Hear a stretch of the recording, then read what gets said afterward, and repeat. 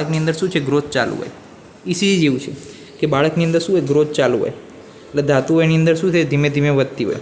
પછી આપણે શું થઈએ, યુવાન થઈએ. તો યુવાનીમાં ધાતુઓ શું થશે, પીક ઉપર જશે. પછી જેવી યુવાની 40 વર્ષ 35-40 વર્ષ પછી જેમ જુવાની પતશે એમ પછી ધાતુઓનો શું થશે, હ્રાસ થવાનો એટલે કે નાશ થવાનો સ્ટાર્ટિંગ થશે. તો આ જે નીચે આવવાની જે સ્ટાર્ટિંગનો ટાઈમ છે કે જ્યારે શું થાય છે, ધાતુઓ ઘટવા લાગે છે, ત્યારે આપણે શું કરવું જોઈએ, અહીંયા આગળ જે છે રસાયણ ચાલુ કરીએ તો એ મેન્ટેન થાય. ચલો વધે નહીં પરંતુ મેન્ટેન તો થાય જ. તો એ મેન્ટેન કરવા માટે શું કરવું પડે, આપણે રસાયણનો ઉપયોગ કરવો પડે.